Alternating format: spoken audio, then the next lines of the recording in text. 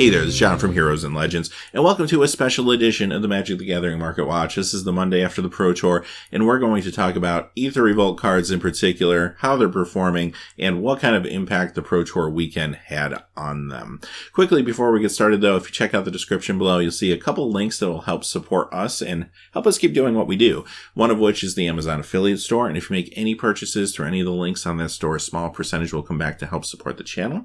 And you'll find all the singles that we talk about in all these market watches, as long as I can find them in Amazon. I'll have links there. There's also sealed product like Aether Revolt stuff, things of that nature.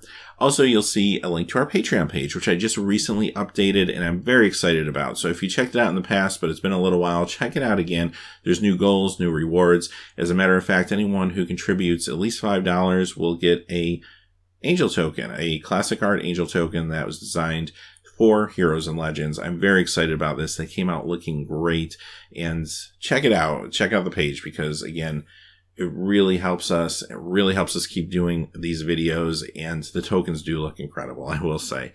Having said that, let's get into the cards. And first off, before we get into the cards that are performing well or not performing so well this week, quick recap of the Pro Tour in case you missed it. Mardu Vehicles was the name of the game. So there's a couple things going on here. Going into the weekend, Copycat was huge. Last week, Copycat was the deck to beat. The pros saw this, and you had a couple different camps. Some people jumped on the Copycat bandwagon, but most pros kind of thought through it and decided they wanted to play the deck that it was going to be a good foil to that deck. That turned out to be Mardu Vehicles.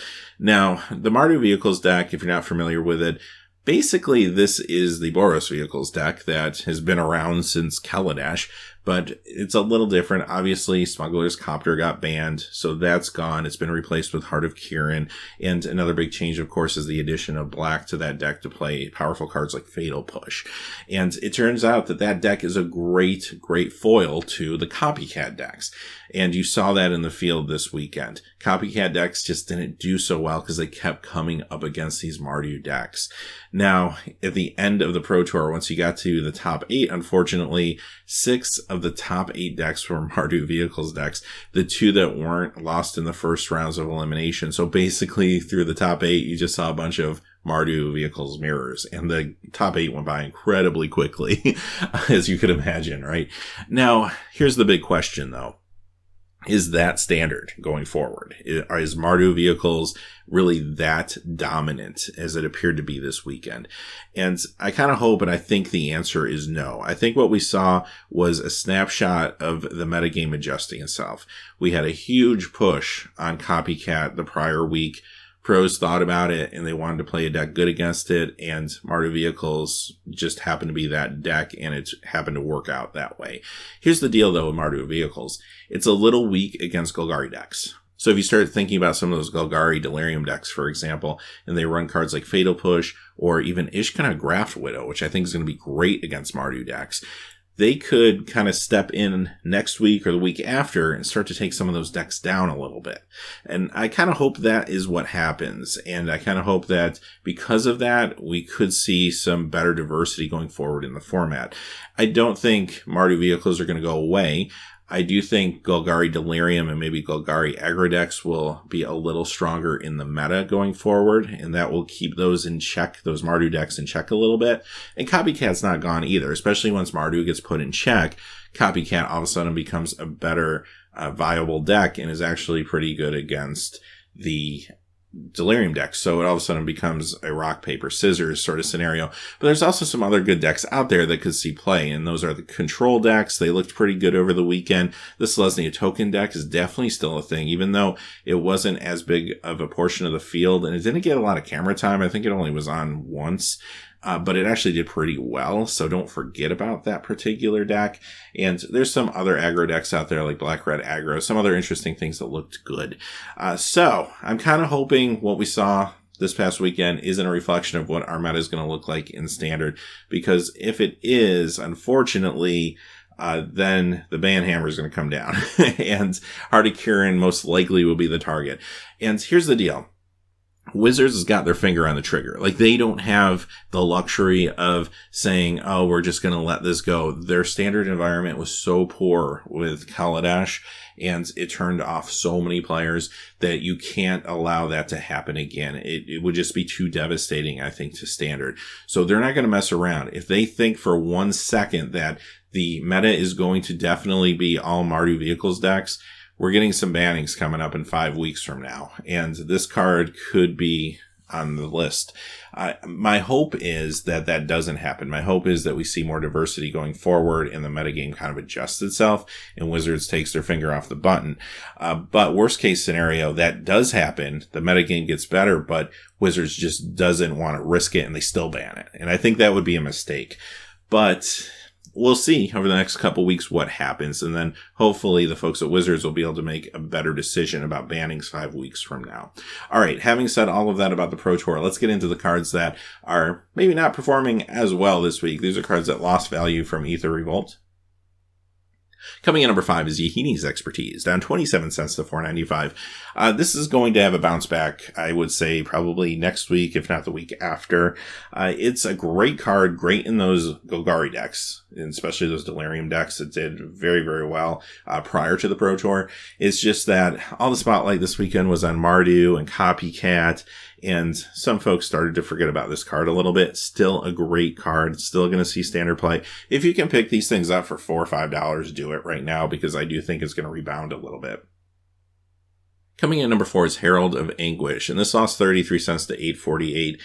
Now, one deck I didn't mention when I was talking about the Pro Tour was the improvised deck, and I talked a little bit about this on Saturday when we did the regular edition of the Market Watch, but leading up to the Pro Tour, there was a lot of excitement around improvised cards and around an improvised deck. And Saffron Olive on MTG Goldfish is awesome for just coming up with these great brews, a lot of times budget brews, especially the week of the Pro Tour, leading into the Pro Tour once the new set's released and stuff like that. And if you remember Metallurgic Summonings last time around, that card spiked to like over $10 just because of a deck that he presented, and it didn't do anything in the Pro Tour. Of course, now it's back down to $2, $3, whatever it is now, but same sort of thing is happening. I mean, a lot of people just need cards to play at their Friday Night Magic that can hang with some of the bigger decks like Copycat and stuff. So these are good options when he comes up with these decks, and he does an awesome job, and they're fun decks. Unfortunately, they don't always convert over to like tier 1 playability, and that's what happened with the improvised deck. So you're going to see a lot of cards today on both lists that have gone up and down that were cards that had a lot of hype going into the weekend, but just didn't pan out. Here's one of them, Herald of Anguish. And this one is going to continue to drop pretty hard. If no one can find a use for this anytime soon, this is going to be like a $2, $3 card, unfortunately, probably sooner or later. So don't pick it up right now at $8.50. Wait a little bit. This will go down, but it does have potential to, while it's in standard, to finally do something at some point, just because I feel like the improvised deck is close.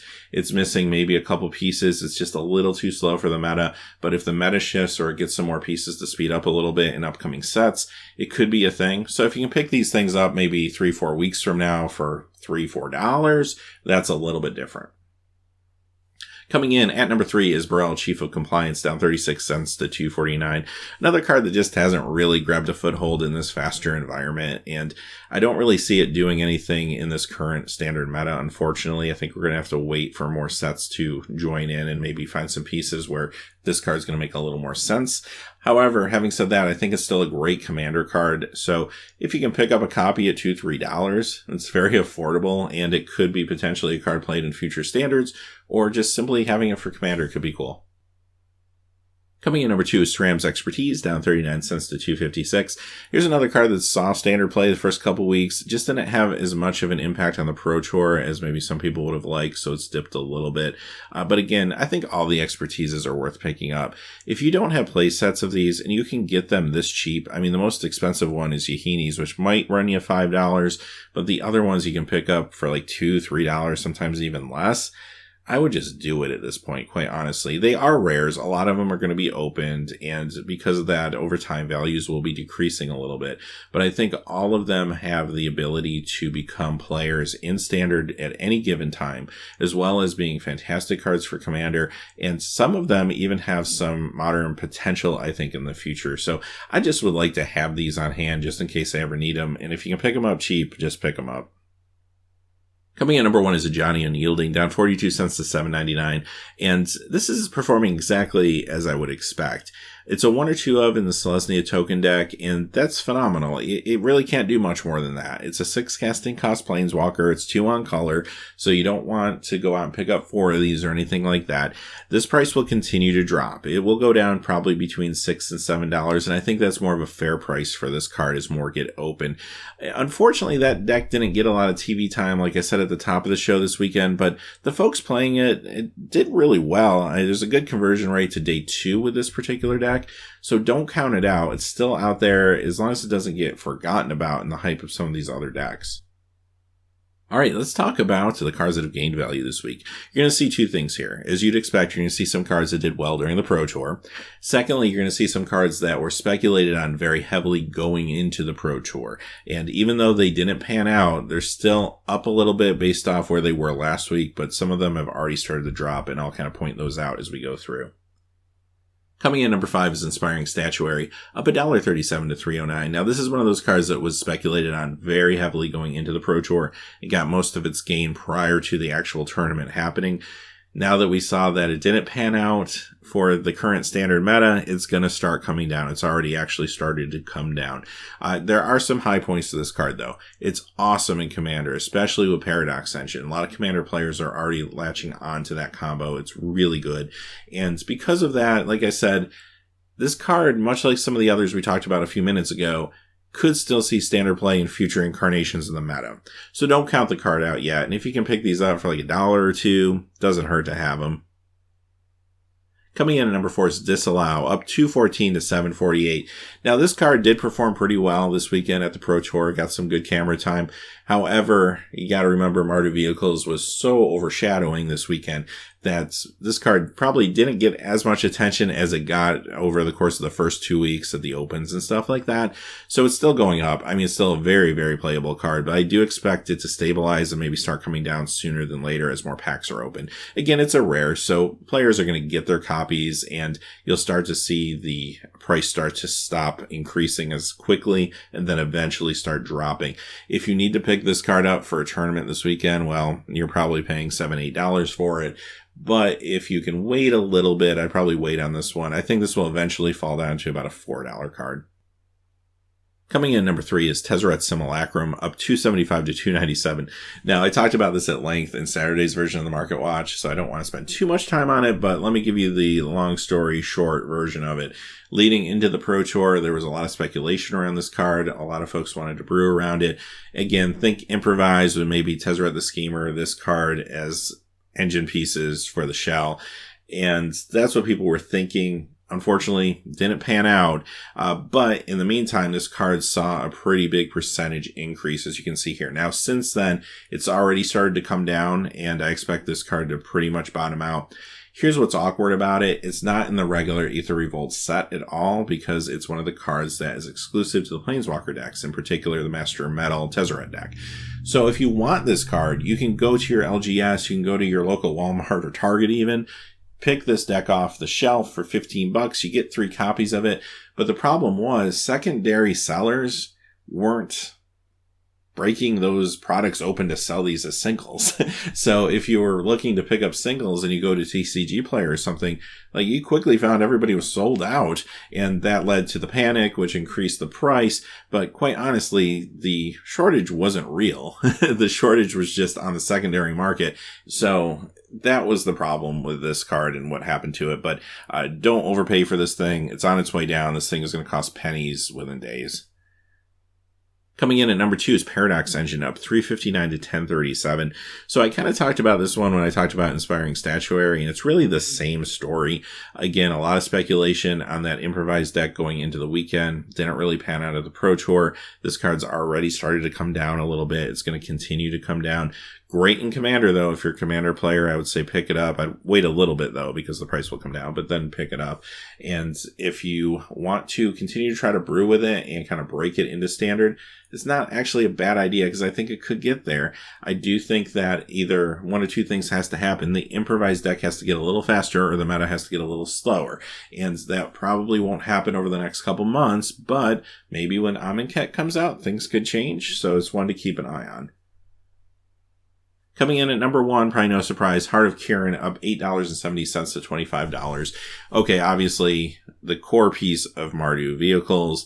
It saw tons of time on camera this weekend. It was a huge force in the top 8.